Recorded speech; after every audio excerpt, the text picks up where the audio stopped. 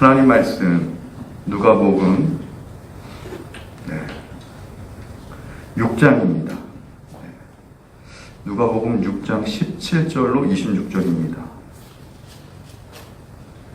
주보가 좀 오타가 나왔습니다.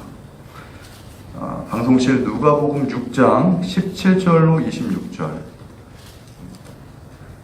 찾아주시면 감사하겠습니다. 네, 우리 영상을 보고 다 함께 봉독합니다. 예수께서 그들과 함께 내려오사 평지에 서시니 그 제자의 많은 무리와 예수의 말씀도 듣고 병 고침을 받으려고 유대 사방과 예루살렘과 두로와 시돈의 해안으로부터 온 많은 백성도 있더라. 더러운 귀신에게 고난받는 자들도 고침을 받은지라. 온 무리가 예수를 만지려고 힘쓰니 이는 능력이 예수께로부터 나와서 모든 사람을 낫게 하니로라. 예수께서 눈을 들어 제자들을 보시고 이르시되 너희 가난한 자는 복이 있나니 하나님의 나라가 너희 것이며 지금 줄인 자는 복이 있나니 너희가 배부름을 얻을 것이며 지금 우는 자는 복이 있나니 너희가 웃을 것이며 인자로 말미암아 사람들이 너희를 미워하며 멀리하고 욕하고 너희 이름을 악하다 하여 버릴 때에는 너희에게 복이 있도다. 그날에 기뻐하고 뛰놀라. 하늘에서 너희 상이 큼이라. 그들의 조상들이 선지자들에게 이와 같이 하였느니라. 그러나 화 있을진저 너희 부유한 자여 너희는 너희의 위로를 이미 받았도다. 화 있을진저 너희 지금 배부른 자여 너희는 줄이리로다. 화 있을진저 너희 지금 웃는 자여 너희가 애통하며 울리로다. 모든 사람이 너희를 칭찬하면 화가 있도다. 그들의 조상들이 거짓 선지자들에게 이와 같이 하였느니라. 아멘. 오늘 말씀은 평지설교, 평지수훈이라고 합니다. 이와 비슷한 것이 마태복음에 나오는데요. 우리가 잘 알고 있는 산상수훈, 산상설교라고 하죠. 이것도 좀 차이가 있는데 어떤 차이가 있냐면 일단 공간 자체가 다릅니다. 산과 평지. 공간이 다르다고 하는 것은 다른 관점이 숨어 있다라고 하는 의미입니다. 먼저 마태복음에서 나오는 산상수훈의 주제는 무엇입니까? 하나님 나라입니다.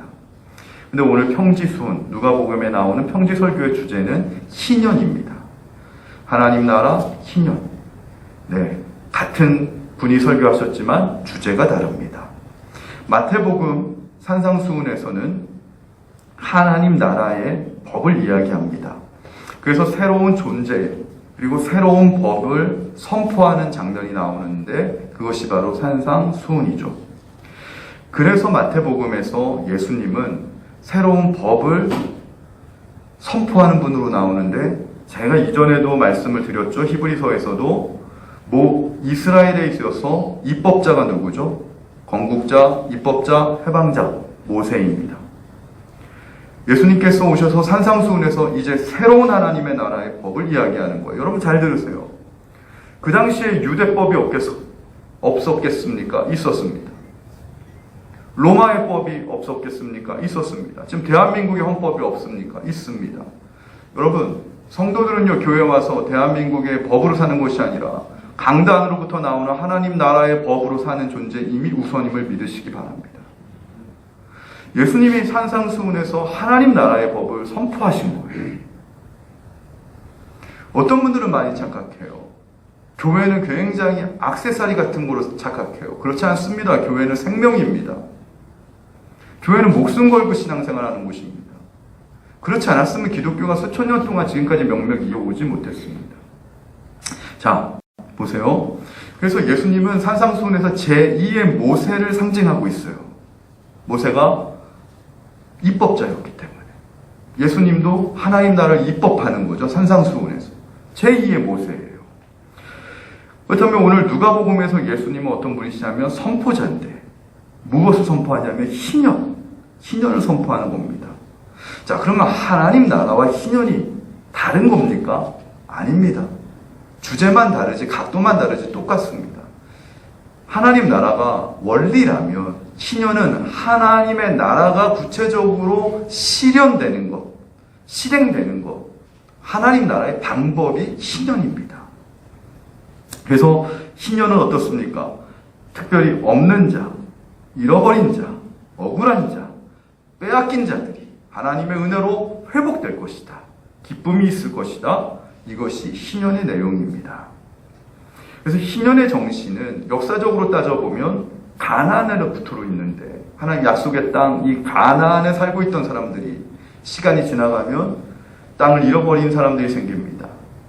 채무를 진 자들이 생깁니다. 종으로 팔린 자들이 생깁니다. 근데 그 모든 이들이 50년째 되는 희년의 하나님의 은혜로 회복될 것이다. 다시 원래대로 회복될 것이다. 하는 그 역사를 기억하는 것, 기념하는 것. 그것이 바로 예수님이 말씀하신 희년의 정신이죠. 자, 그래서 마태복음에서 산상수훈에서 예수님이 하나님의 나라를, 이 법을 선포하실 때는요, 어떤 모습을 하셨냐면 왕의 모습이셨어요. 마태복음은 그래서 왕의 복음이라고 하죠. 왕은 어떻습니까? 보좌에 앉습니다. 높은 곳에 앉습니다. 그래서 땅에 있는 사람들에게 전하는 것이죠. 산상수훈은 예수님은 공간 자체가 위에 계시고, 그 다음에 산상수훈에서 산상설교를 듣는 사람들은 밑에서 듣는 거예요. 왕이 마치 보좌에서 신하와 백성들에게 어명을 내리듯이 그렇게 선포되는 말씀이 산상설교라면, 평지설교는 어떻습니까? 산에 계셨던 마태복음에서 예수님이 평지로 내려오시는 거예요. 이미 벌써 배치 자체가 다릅니다. 그래서 가난하고 억울하고 회복이 필요한 자들을 향해서 하나님의 은혜를 직접 선포하시는 것, 그것이 바로 평지설교에서의 예수님, 함께 우리와 공감하시는 분, 우리의 삶에 직접적으로 들어오시는 분, 이런 의미가 있는 것입니다. 그래서 21절에 지금이라는 시간의 의미가 그렇고, 우리가 오늘 읽은 본문 23절 그날에 라고 하는 시간의 의미가 그런데, 지금이 바로 그날이라고 하는 의미죠. 이것이 바로 오늘 우리가 읽은 평지설교의 시제입니다. 이거는 장차 이루어지는 것이 아니라 앞으로 이루어질 것이라는 것이 아니라, 희년은 예수님을 만나면 지금 바로 그날이다. 지금이 바로 그때다 라는 것입니다. 이게 믿음입니다. 믿음이 없는 사람들의 특징이 결단을 못해요. 왜 결단을 못하는 줄 아세요? 항상 조건부예요. 형편이 낮으면 헌금하겠습니다. 형편이 낮으면 11조 하겠습니다. 집 대출금 갚으면 헌금하겠습니다. 여러분, 다 가짜 신앙이에요. 항상 믿음이 없으면요, 내 형편 좀 나아지면 헌신하지. 그렇지 않습니다. 희년의 정신이 예수님이 지금 오시는 바로 그날이 지금이라고 하듯이, 예수님이 오셨을 때 지금 예수님의 옷자락을 만져야지. 내가 좀 형편 나아지고 두 다리 건강해지면 내가 예수님의 옷자락 만지겠다? 그건 인간적인 믿음이죠. 그건 자기 인간적인 생각이지 믿음 아닙니다. 여러분, 복을 받으려면요, 정말 믿음이 있어야 되는데, 믿음이라는 것은 지금 결단하는 건데, 저와 여러분 한번 생각해 봅시다. 지금이라도 주님이 나에게 부르신다면 우리 아멘 하고 나아갈 결단이 있으십니까? 그런 결단이 있게 되시기, 그런 믿음을 갖게 되시기를, 그게 진짜 믿음인데 주님의 이름으로 축원을 드립니다. 예수님이 오신 이유는 누가복음 4장에서 나오죠. 특별히 19절 주의 은혜의 해를 전파하게 하려 함이라 하는 말씀에서부터 나오는데, 이 말씀의 실현이 오늘 누가복음 6장에서 나오는 평지설교입니다. 자, 오늘 이 희년의 복된 소식이 저와 여러분의 심령 가운데 울려 퍼져 하나님의 기쁨과 즐거움이 오늘 말씀을 마치고 돌아갈 때 여러분의 마음속에 충만하게 넘쳐나기를 먼저 축원합니다. 오늘 말씀을 또 깊이 살펴본다면 산상수훈은 팔복을 이야기하셨죠, 예수님이. 근데 이 평지수훈에서는 4가지 복과 4가지 화를 이야기하십니다. 산상수훈의 주제가 하나님 나라이기 때문에 산상수훈에서 이 복의 수혜자들은 어떤 자들입니까? 하늘의 심령을 가진 자들이라고 예수님이 이야기하셨습니다. 그래서 산상수훈 마태복음 5장 3절에서 심령이 가난한 자는 이라고 복을 받는, 하나님 나라의 복을 받는 자들을 특정하고 있어요. 어떤 자들이라고요? 심령이 가난한 자들. 다른 말로 이야기하면 하늘의 심령을 소유한 자들. 하늘의 심령을 소유한 자들. 땅의 심령이 아니라 하늘의 심령을 소유한 자들은 복이 있다라는 거예요. 하나님 나라에 참여하는 복이 있다라는 거예요. 근데 오늘 평지수훈에서 예수님께서는 직접적으로 너희 가난한 자들이 복이 있다라고 이야기하십니다. 산상수훈은 마음의 문제를 다루고 있어요. 믿음은 담는 그릇이 마음입니다. 그래서 이 마음이 하늘의 심령을 소유하면 복이 있대요. 근데 평지설교에서는 마음의 문제가 아니라 삶을, 인생을 두고 이야기하고 계세요. 어떤 자예요? 가난한 자예요. 빼앗긴 자예요. 억울한 자예요. 애통하는 자예요. 이들이 복이 있대요. 그래서 여러분, 희년에는 누가 기쁘고 주 안에서 뛰어놀 수 있는가? 이거를 우리가 알아야 되는데요. 레위기 25장 10절입니다. 이 해는 너희에게 희년이니 너희는 각자 자기의 소유자로 돌아가며 각각 자기의 가족에게로 돌아갈지라는 말씀이 있습니다. 희년이 되면 돈이 없어서 집과 땅을 판 자들, 그것도 모자라서 자신의 몸을 노예로 팔리운 자들이 기쁘고 그리고 그렇게 하나님 앞에서 뛰놀 수 있는 시간이라는 것입니다. 이것이 희년의 복이라는 것인데 예수님께서 평지수훈에서는 이런 희년의 복을 아주 실제적으로 선포하고 계시는 것이죠. 그리고 예수님의 이런 선포를 경험하게 되면 해결된다는 거예요. 회복된다는 거예요. 그 즉시로. 이것이 복음의 능력의 실제라는 겁니다. 그래서 22절 우리가 오늘 읽은 말씀에 예수님이 너희가 복이 있도다 라고 표현하는 것이죠. 왜냐하면 주님이 오심으로 이미 신년이 실현되었기 때문입니다. 구약에서의 신년은 50년마다 한 번씩 와요. 이건 무엇입니까? 50년마다 한 번씩 예행 연습한 거예요. 구약은 신약의 모형이잖아요. 그러면 진짜 인연은 누구냐는 거예요. 50년째에 맞는 구약의 50년마다 한 번씩 오는 희년은 불완전한 희년이었어요. 교육용이었어요. 진짜 희년을 맞이하기 위한 하나의 교육 도구였다고요. 진짜 희년이 누구냐면 오신 예수님이라는 거예요.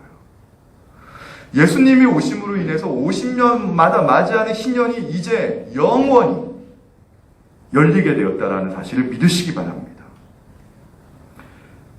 여러분, 아멘 하세요.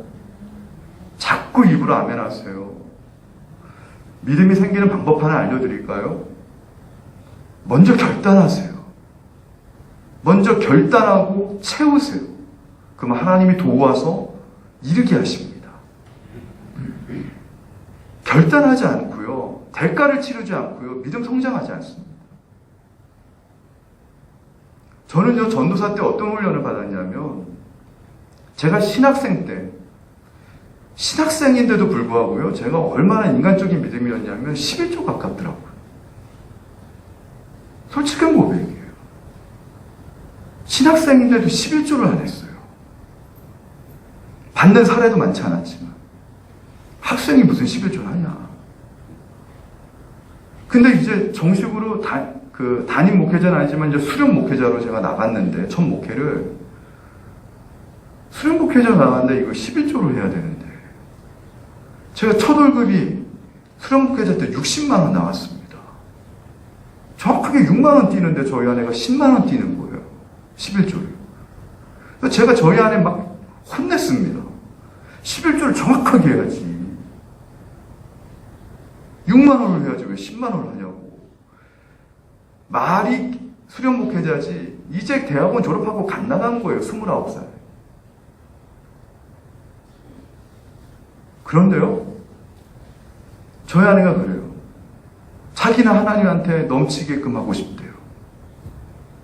그 넘치게끔 하면은 하나님이 나중에 11조 드린 것만큼 우리 사례비를 채워주지 않겠냐라는 거예요. 근데 제가 볼 때는요, 굉장히 순진한 생각인 것 같아요. 순진한 생각이라고 막 야단쳤지만은 그 다음날 새벽에 기도하는데 제 안에서 어떤 마음이 드냐면 하나님이 그래요. 너 솔직하게 너희 안에 순진하다라고 그렇게 질책했지만 아까운 거 아니냐? 주님이 그랬어요. 정말 생각해봤어요. 생각해보니까 아깝더라고요. 60만 원밖에 못 받는데 6만 원 하면 되지. 10만 원을 하는 아내를 만났네. 10만 원 할 생각하니까 아까운 거예요. 그 4만 원 차이가요. 있으나 없으나 생각이 없는데 그때는 왜 이렇게 아까운지 모르겠어요. 근데요. 새벽에 그런 마음을 주시는데 또 인색한 마음 가지고 어떻게 목회할래? 그래가지고 이런 아내 만난 것도 주님이 허락하신 건데 아깝지만 바치네. 제가 속을 그렸어요. 내게 있는 모든 것을 아깝지만 바치네. 막 정말 그러면서 했어요. 아까워도요. 한번 내 드려보겠다. 아깝지 않을 수 있도록 내가 한번 드려보겠다. 아깝지만 드려보겠다. 왜냐하면 전 솔직하거든요. 여러분 아시지만. 저는 그냥 액면 그대로잖아요. 근데요, 신기한 게요. 처음에 아까워서라도 11조 10만 원 드렸는데요. 그것도요, 훈련이더라고요. 한 달 살아도 별 차이가 없어요. 두 번째 살아도 별 차이가 없어요. 세 번째 살아도 별 차이가 없어요. 나중에는요, 그게 아깝지가 않게 되는 순간이 오더라고요. 할렐루야. 그리고 그 다음부터는 제 안에서 능력이 생기고 힘이 생겨가지고 있잖아요. 이제는 제가 이렇게 드려도 하나님이 굶기시지 않는구나. 이렇게 드려도 하나님이 채워주시는구나. 믿음의 고백이 생기더라고요. 파워가 생기는 거죠. 제가 이 말을 왜 드리냐면 한번 도전해 보시라는 거예요. 제가 또 하나 아까운 게 있어요. 뭐냐면 김진호 감독회장님 오셨잖아요. 정 감독회장님. 제 영적인 아버지 스승님. 그분의 목회 철학의 1번이 뭐냐면 청년들에게 취업하면 첫 번째 달은 하나님께 전액을 월급을 드려라. 두 번째 달은 부모님께 전액 월급을 드려라. 니네가 취업 2달 늦게 했다라고 생각을 해라. 취업 늦게 2달 하면은 그거는 못 받는 거 아니에요, 어차피. 그리고 시작을 해라. 저는요, 저거를 따르는 사람이 있을까? 근데 한평생 동안 감독님 그렇게 설교하시고 목회했는데 그걸 따라요, 그 청년들이. 복을 받는 걸 제가 봤어요. 제가 빚고올교회 올 때도 어땠습니까? 우리 박사화 장로님 재정 보시면 아시지만 첫 월급 다 바쳤어요. 첫살에. 제가 자랑하려고 얘기하는 게 아니라 제 그 신앙의 고백을 얘기하는 거예요. 왜냐하면 보이지 않는 가운데 속에서도 하나님이 나를 책임져 주신다는 것을 경험을 했기 때문에 말씀을 붙잡고 가는 게 그게 진짜 믿음이라는 거예요. 형편이 있을 때 하는 건 누가 못합니까? 상황에 대해서 하는 건 누가 못합니까? 주님은 상황이 없는 가운데 속에서도 말씀이 생명이라는 것을 고백하고 믿고 나가는 자를 하나님이 책임져 주신다는 거죠. 그렇게 했을 때 하나님이 정말 나를 죽이시나? 나를 벼랑으로, 나락으로 빠뜨리시나? 시험해 보라는 거예요. 시험해 볼 필요도 있다는 것이죠. 그렇게 하지 않고 우리의 믿음이 영적으로 점프와 성장이 이루어지지 않다는 거예요. 자, 그래서 오늘 말씀에 보면은요, 주님이 말씀하시는 복이 무엇인가? 19절에 보니까 사람들이 예수님을 한 번이라도 만지려고 막 애쓰는 장면이 나와요. 그 이유는 능력이 예수님으로부터 나와서 모든 사람을 낫게 하셨기 때문이에요. 근데 이때 예수님을 만지려고 했었던 사람들의 심리는 세상적인 복이었습니다. 세상적인 문제 해결이었습니다. 자신의 병이 빨리 나아지기를 바라고 그것만 해결되면 좋겠다라고 하는 생각이었습니다. 그래서 힘을 썼어요.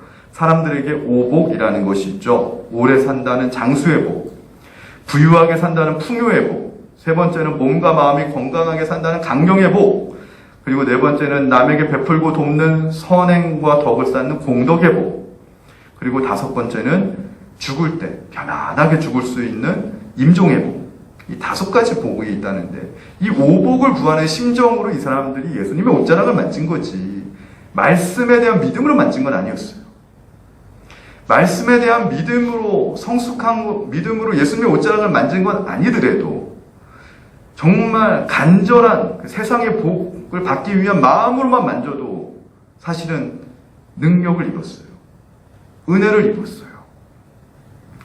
그런데 또한 이와 대비되는 복을 받은 사람들이 구약의 믿음의 선진들이 나오는데 여러분 아브라함도 부자였고 야곱도 부자였고 다윗도 부자였고 솔로몬도 부자였습니다. 이들은요 상상하지 못할 부를 누리고도 하나님의 사람이라고 불리웠던 사람들이었습니다. 자, 그러면 믿음이 없는 사람들이 누리는 오복과 믿음 안에서 누리는 우리 믿음의 선진들이 받았던 이 부의 축복의 차이가 무엇일까요? 이건 알기 위해서 복의 개념을 분명히 알아야 되는데 복이라는 것이 무엇인가? 오늘 말씀 굉장히 중요합니다. 여러분 복 받고 싶으시면 지금부터 제가 드리는 말씀을 잘 들으시기 바라요. 신명기 8장 18절인데요. 신명기 8장 18절 우리 방송실 한번 찾아주실 수 있습니까? 신명기 8장 18절. 없으면 제가 읽어드릴게요. 내 하나님 여호와를 기억하라. 그가 내게 재물을 얻을 능력을 주셨습니다. 이같이 하심은 내 조상들에게 맹세하신 언약을 오늘과 같이 이루려 하십니다. 자, 그가 내게 재물 얻을 능력을 주셨다라고 나와요. 하나님이 우리에게 재물 얻을 능력을 주셨다라는 거예요. 그런데 이것은 내 조상들에게 맹세하신 언약을 오늘 이루려 함이라.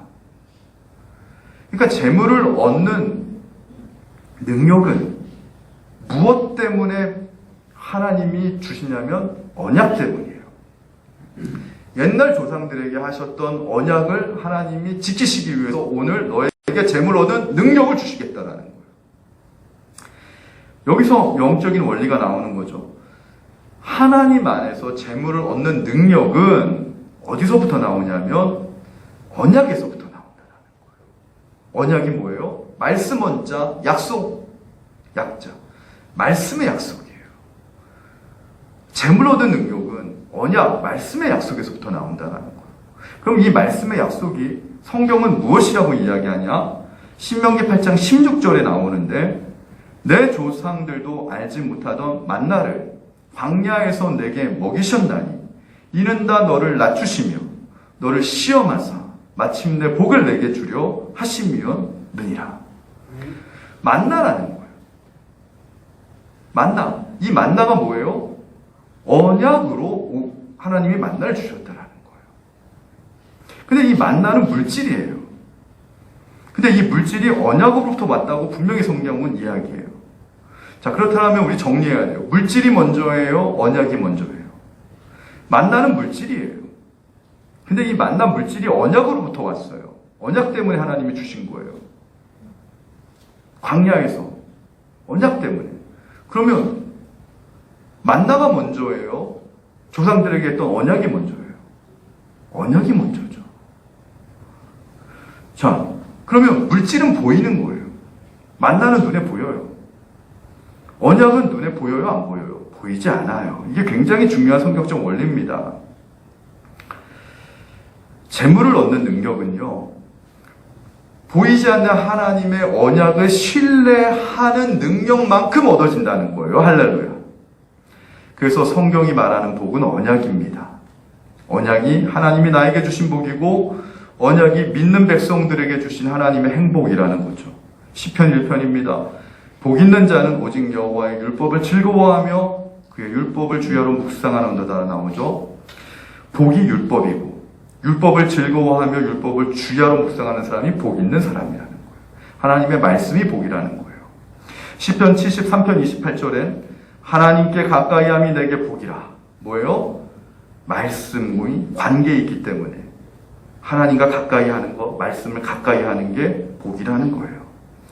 세상의 관점에서 보면 예수님은 저주 가운데 계신 분이었어요. 가난하게 사셨고 십자가에서도 저주 가운데 달리셨어요. 그러나 하나님의 복의 관점에서 볼 땐 말씀을 지키고 하나님 아버지의 언약을 성취하기 위해 복종하고 순종하기 때문에 예수님이 복의 근원이신 거예요. 예수님은 복 그 자체신 거예요. 그리고 새로운 복의 개념을 나아가 우리에게 가르쳐주고 계신 것이죠. 그런 의미에서 평지수훈에서 네 가지 복과 오늘 예수님이 본문에서 네 가지 화에 대한 것은 세상의 복과 화에 대한 관점과는 달라요. 어떻게 다르냐? 오늘 좀 간단하게 설명합니다. 네 가지 복입니다. 우선 가난한 자, 줄인 자, 우는 자, 거절당한 자들이 받는 복이에요. 이들은 주님 때문에 희년을 맞이했다고 나와요. 17절에 하나님의 말씀을 듣고 있는 모든 사람들, 바로 그들이 희년에 참여한 사람들이기 때문에 그래요. 그들은 그들의 필요 때문에 주님께 왔든 또는 제자가 되고 사도로 칭해서 주님의 희년을 살기로 작정을 했든 오늘 지금 이곳에 있는 모든 사람들은 모두 복이 있는 사람들이에요. 왜냐하면 희년으로 오신 주님의 말씀을 듣고 있기 때문이에요. 여러분이 지금 이 강단에서 선포되는 말씀을 듣고 있는 자체가 은혜이고 복입니다라고 고백하면 여러분도 희년에 참여할 수 있는 거예요. 그러한 의미에서 가난한 자들은 누구예요? 성경이 말하는 가난한 자들은요, 경제적으로 어려운 자들이 아니에요. 어떤 장로님이 저한테 그래요. 정치가와 목회자는 가난해야 된대요. 왜냐하면 물질이 약하기 때문이래요. 그래서 제가 장로님한테 그랬어요. 장로님 말씀 하나도 모르고 어떻게 장로 되셨어요? 여러분, 성경에 보면 목회자가 가난하라고 어디 적혀 있어요?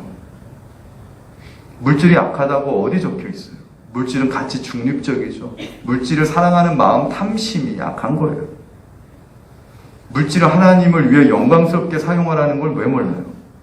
그래서 저는 정직한 부자가 나오기를 축원합니다. 불의한 부자는 저주입니다. 정직한 부자가 나와야 돼요. 그리고 성경에 있는 모든 인물들은요, 경제적으로 그렇게 가난하지 않았어요. 예수님 빼시고. 예수님은 특별하신 분이죠. 그분 하나님이니까. 다윗이 가난했습니까? 솔로몬이 가난했습니까? 요셉이 가난했습니까? 아브라함이 궁색했습니까? 여러분, 그렇지 않았어요. 사도 바울도요, 물질 넉넉했어요. 물질이 없었으면 그 당시 때 어떻게 전 세계를 돌아다니면서 경비만 해도 얼만데 어떻게 교회를 세우고 어떻게 그가 선교를 하고. 사도 바울 막대한 돈을 움직이는 사람이었습니다. 여러분, 무식한 얘기 좀 하지 마세요. 뭐 어디 목사가 가난합니까? 목사가 가난한 건 딱 한 가지예요. 목회를 못하면 가난해요. 목회를 못하면 가난하죠. 목회가 하나님의 은혜를 입는데 왜 목사가 가난해야 됩니까? 오히려 나누고 베풀고 돕고 선교하고 누리는 복, 베푸는 복을 살아야죠. 여러분의 담임 목사가 그렇게 되길 기도하시길 축원합니다. 아멘 안 하시네요. 여러분, 말씀을 가르치는 자와 좋은 것을 함께 하라 그랬어요. 담임 목사한테 인색하면 절대 복 받을 생각하지 마세요. 왜냐하면요, 지나가는 어린 소자 한 명한테도 인색하면요, 그게 하늘의 복이 옵니까 안 옵니까? 하물며 말씀을 가르치고 여러분을 위해 기도하는 자를 위해 인색한다면요, 여러분 그 인본주의적인 생각 자꾸 버리시고 그러시면 안 됩니다. 그런 분 한 번도 없겠지만 제가 복 받는 길을 알려드리는 거예요. 저도 운동권이었기 때문에 옛날에 이런 얘기하는 건 굳이 싫은데요, 제가 요즘 봐요.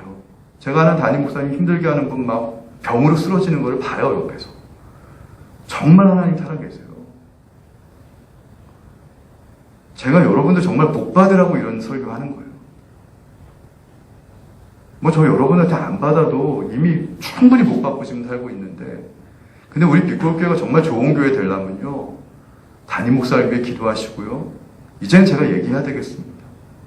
담임 목사를 대접하세요. 눈에 보이지 않는 하나님, 그건 맨날 사랑한다고 하는데 눈에 보이는 하나님의 종도 지금 그건 뭐 하나님처럼 하라는 건 아니에요. 예행 연습 정도는 해야죠. 저를 그냥 개인으로 생각하지 말고 공인으로 생각하고, 제가 이 목회 현직에 있는 동안 하나님을 말씀을 저를 통해서 듣는 거 아니에요. 성경에 보면 말씀을 가르치는 자에게 가장 좋은 것을 함께 하라 그래요.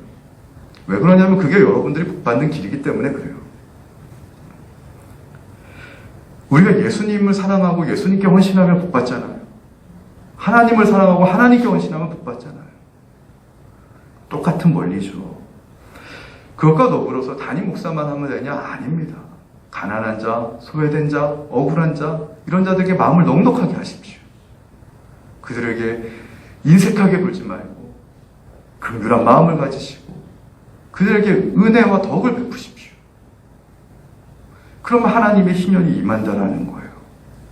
자, 두 번째, 우는 자가 복이 있다라고 했습니다. 우는 자는 어떤 자냐? 영적인 배움을 얻기 위해 우는 거예요. 배우는 자가 우는 자예요. 배우기 위해 자기 몸을 개발하고 변화하려고 땀과 눈물을 흘리는 것, 이게 우는 자의 상징이에요. 그래서 우는 자들은요, 마음의 밭을 말씀으로 경작하는 걸 쉬지 않아요. 그래서 말씀 듣는 걸 좋아하고 말씀을 읽고 그러는 것이죠. 그래서 말씀을 통해 자기 마음이 새로워지는 것을 자꾸 경험하는 겁니다.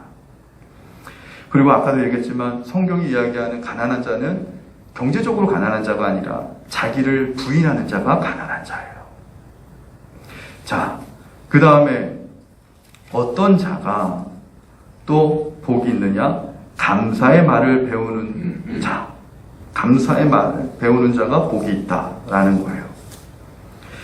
감사가 없는 사람들은요, 원망과 불평으로 살기 때문에 제대로 울 때 울 수가 없어요. 성경에서 우는 것은요, 자기의 모습을 한탄하고 실망했지만 그래도 주님이 나와 함께 하시기 때문에 감사하다. 이게 우는 진짜 눈물이죠. 그래서 이런 눈물을 흘리는 자는 입에 감사의 열매가 맺게 돼요. 그래서 장미꽃 가시에도 하나님 감사합니다. 뭐 좀 내가 원하는 대로 안 되면 어때요? 그래도 감사하는 거죠.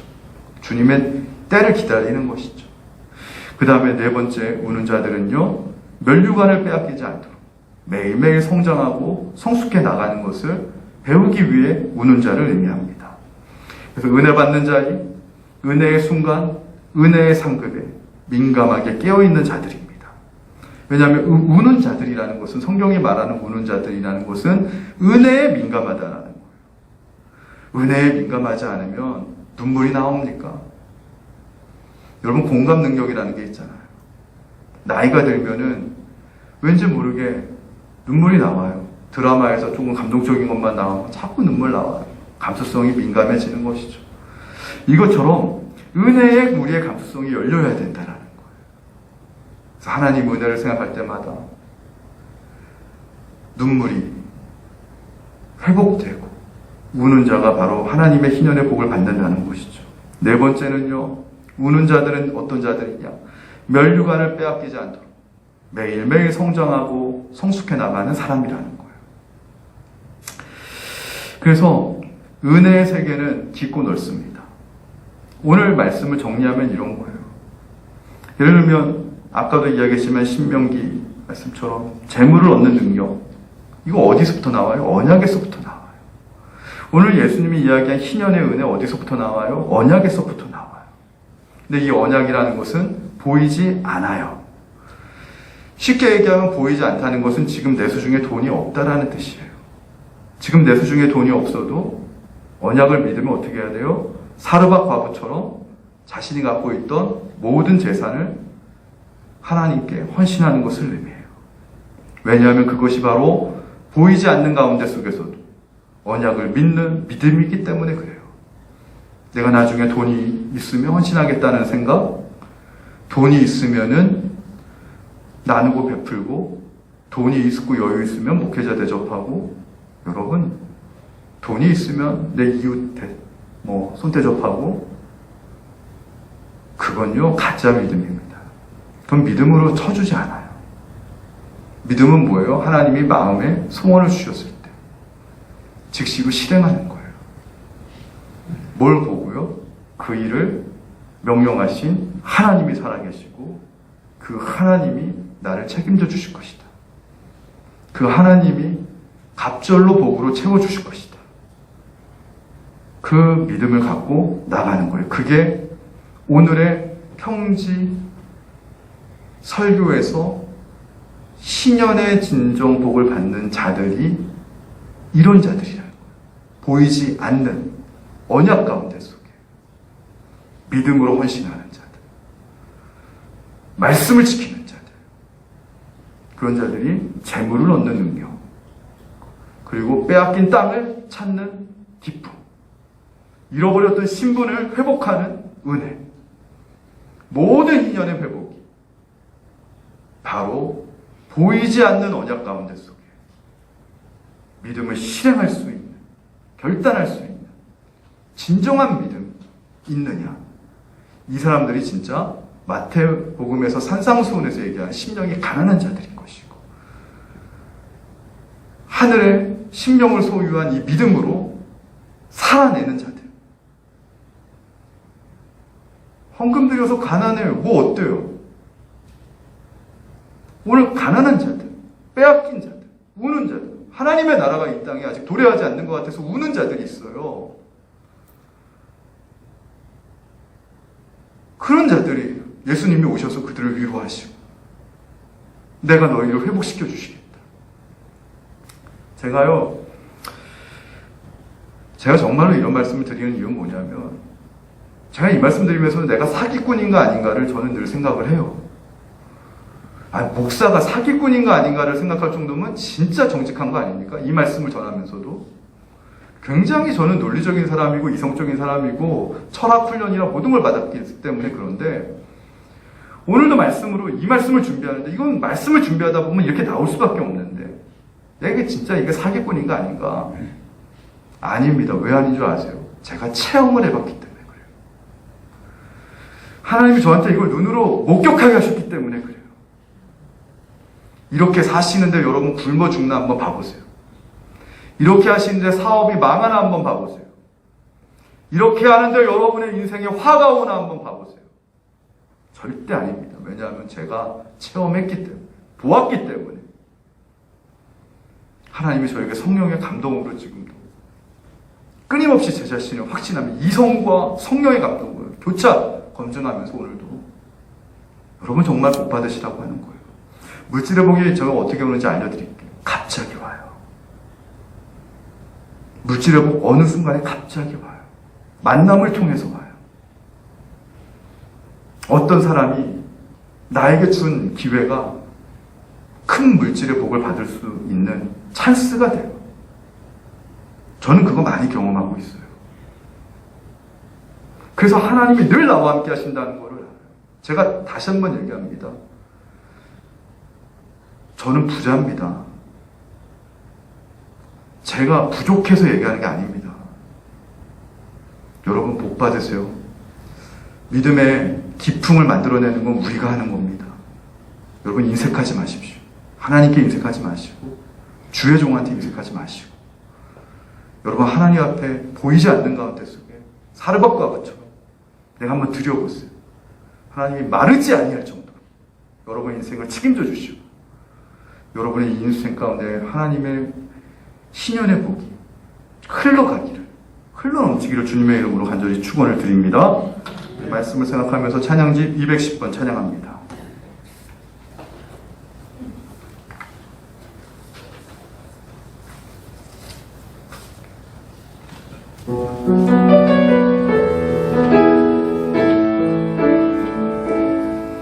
주가 보이신 생명의 길, 나 주님과 함께 상한 마음을 누리며 주님 앞에 나가리.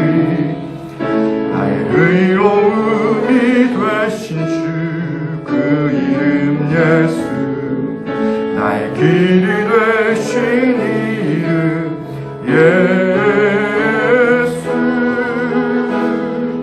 나의 길 오직 그가 아시나니.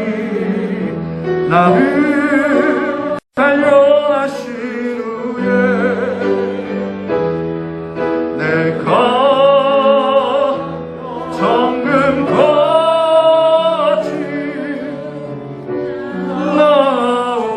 나오리라. 나의 길 오직 그가 아시나니. 나의 길 오직 그가 십자가를 달려하신 후에 내가 정금같이 나오리라. 이 시간 우리 기도하실 때 하나님 아버지, 내가 보이지 않는 가운데 속에 주어지는 이 언약을 붙들고 결단하며 주님 앞에 헌신하고 말씀대로 지키며 순종하며 나아갈 수 있습니까? 이러한 믿음을 주셔서 주님을 만날 때 신년의 복을 받게 하여 주시옵소서. 주님의 이름 우리 두 번 외치고 간절히 통성으로 3분간 기도합니다. 주여, 주여. 하나님 아버지, 오늘 재물 얻는 능력을 주님 주셨다고 하셨습니다. 만나를 주셨습니다. 만나는 물질인데 언약으로부터 왔습니다. 하나님 아버지, 언약은 보이지 않는 가운데 주어집니다. 언약은 우리의 모든 조건이 주어지지 않는 가운데 속에 한 줄기 구름처럼 주어집니다. 하나님, 이 언약을 붙들고 내가 정말로 주님 앞에 올인할 수 있는가? 내가 주님 앞에 정말 헌신할 수 있는가? 말씀대로 목숨을 걸며 나아갈 수 있는가? 이것이 진정한 믿음이요, 이것이 하나님이 받으실 기뻐할 만한 제사라는 것을 오늘 누가복음 6장의 평지 설교를 통해 우리에게 깨닫게 해주시니 감사합니다. 인색한 것들, 하나님 나를 사랑했던 것들, 내 재물을 아꼈던 것들, 내 건강과 내 시간을 하나님보다 더 아꼈던 것들, 사랑했던 것들, 이 시간 회개하게 하시고 정직한 영으로 거듭나게 하여 주시옵소서. 우리 빛거울 교회 가운데 정직한 부자가 나오게 하시고 은혜를 입는 부자가 나오게 하시고 하나님의 영광을 위해 나누고 베풀고도 없는 큰 일을 하는 부자들이 나오게 하여 주시옵소서. 우리 자녀들 가운데 속에서도 일어나게 하여 주시옵소서. 하나님 아버지, 은혜 감사합니다. 사랑과 은혜가 충만하신 하나님 아버지, 이 교회가 물질의 권세를 잊기 원합니다. 불의한 물질은 저주임을 압니다. 정직한 복을 받게 하여 주시옵소서. 정직한 부보다 한 단계 위 은혜의 부를 입게 하여 주시옵소서. 은혜의 부는 내가 주인이 아니라 하나님이 주인이기 때문에 하나님의 뜻대로 생명을 살리는 부의 축복인 줄로 믿습니다. 하나님, 물질을 하나님보다 더 사랑했던 거 회개하게 하시고 하나님을 위해 우리의 물질을 쓸 수 있는 믿음의 결단을 먼저 하게 하여 주시고 보이지 않는 가운데 주어지는 하나님의 언약을 붙들고 한번 결단해보고 온전한 11조를 하고 넘치는 감사를 하고 하나님 앞에 드릴 때 하나님이 우리의 인생을 어떻게 책임져 주시는지, 주님이 희년의 복을 어떻게 선포하시고 부어주시는지 우리가 맛보는 간증이 있게 하여 주옵소서. 예수님의 이름으로 감사하며 기도하옵나이다. 아멘. 자리에서 일어나